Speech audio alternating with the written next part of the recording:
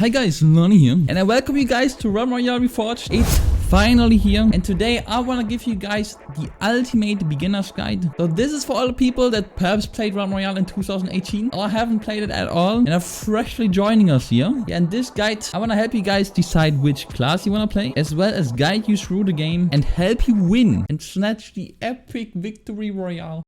So yeah, let's get into it. The first thing you need to do once you get into the game is choose one of 4 classes. We have the warrior, the mage, the hunter, and the assassin. So let me give you guys a very brief rundown of what they are, what their strengths and weaknesses are, so you can make a better choice. But I would recommend to try out everything regardless, see what feels right, see what fits your playstyle the most, and most importantly, see what you enjoy the most. But anyways, let's start with the warrior. The warrior playstyle is ultra aggressive. You wanna be super close range and you have very high DPS, as well as really good sustain in these close range fights. The downside is you're pretty weak at mid range and long range, because both your class weapons as well as pretty much all class abilities only work in close range. Next up, we have the hunter. The hunter is very good at mid and long range with the longbow, has super high DPS for them, as well as very high DPS in close range as well. Blair is super good for trios, get wall hacks to your whole team, and more than everything else, hunter is super mobile, especially if you're running a triple movement ability loadout. But getting to the details in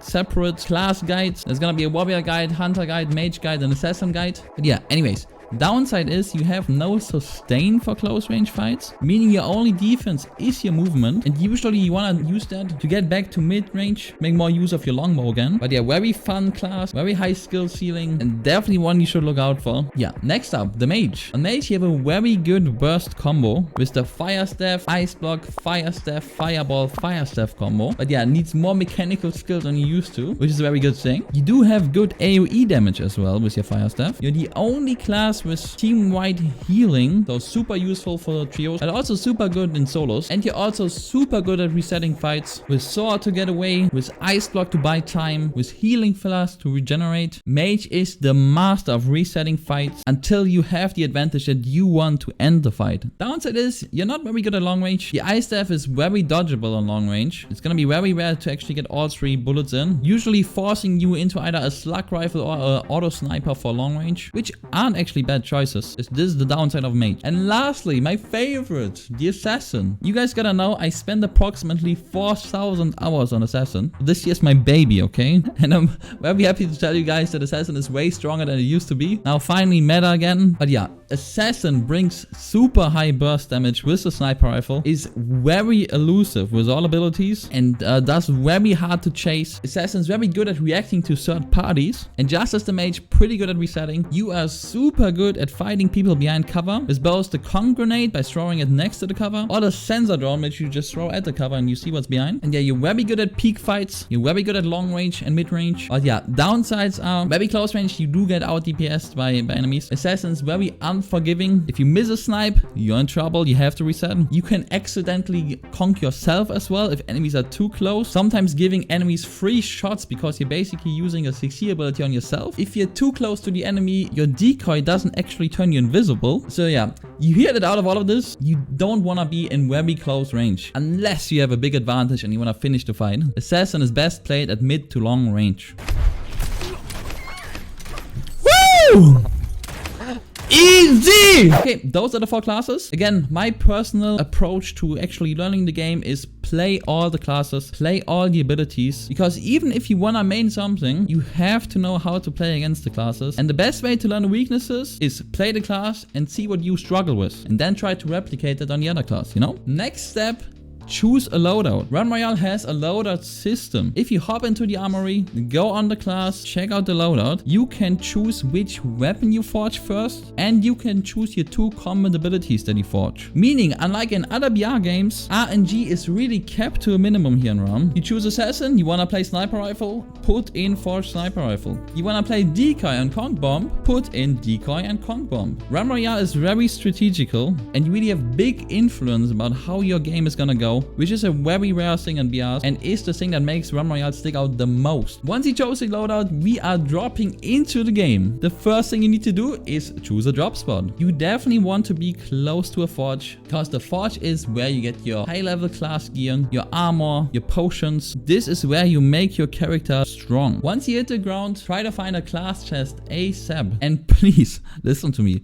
Please disenchant the loot that you do not take. Very important. I've seen beginners do this all the time. They're just leaving the loot behind and then you don't have the shards to actually forge in the forge. This is your economy. This is your in-game money. If enemies are around you on the drop, you need to make a choice. Do you fight or do you run and loot? A very good rule of thumb here is if you found a class chest and have your basic class loadout and perhaps some armor pieces and armor potions, you take the fight. Use that you have the advantage right now in order to get rid of the enemies near you at the forge and also to get their shards to get the forge in even faster. Killing enemies in Realm Royale is the key way to improve not just your skill but also to improve your character, to be stronger in the mid and late game. You want to snowball through the game and always be as strong as possible. You get there by killing people. Your next goal is gonna be to loot at least 100 shards. Next step is 180 shards and maximum is 300 shards. Because once you got 100 shards, you can forge your class weapon. And it takes 80 shards to upgrade a weapon as well, but only to epic. My personal approach is, let's say specifically on assassin. I already have my base class gear from the class chest and I personally run forge heirloom rifle. So I hop in the forge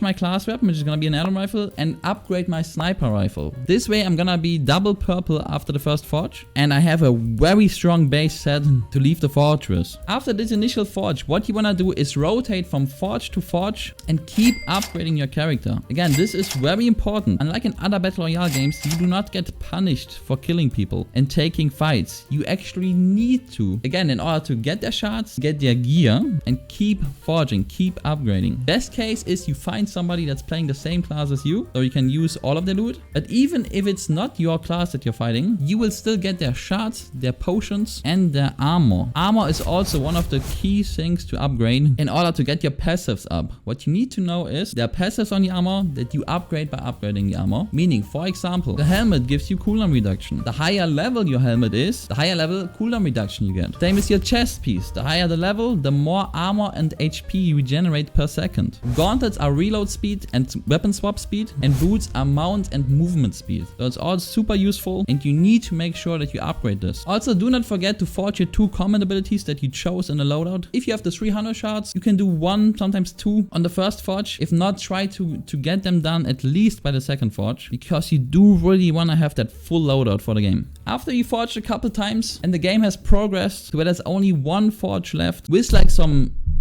quite some extra area around you, try to start getting a good position. Try to read where the game ends and loot chests if you're lacking armor potions. If you take fights, make sure you have a way out, because third parties are starting to happen here a lot. Good news is, in Realm, you can actually deal with this pretty well. You have your movement abilities, you have your defense abilities. You can delay the enemy push with your offense abilities, but just keep it in mind. And this becomes even more important in the very last zone. Here, you absolutely need to play position. Avoid getting third parties at all costs here. Even if it's ugly, third party yourself if you can. But as long as you avoid the third party yourself, you're all set to get that epic victory royale. And yeah, couple bonus tips. First up, drops and loot goblins. Take them if you can. Unlike it's very late in the zone, you avoid loot goblins because it's too dangerous. But they're a very good way of upgrading your character, getting armor pieces, getting movement abilities. So look out for them. You can hear where goblins are with their love. Try to chase it down. Bonus tip, if you get chickened, which is probably gonna happen, use your double jump and your chicken charge to get on high grounds. Most likely in the fight that actually got you chickened, the enemy probably used their movement abilities, and thus it's gonna be ultra hard for them actually to track you down if you manage to get on a high ground. And the other one, guys, okay.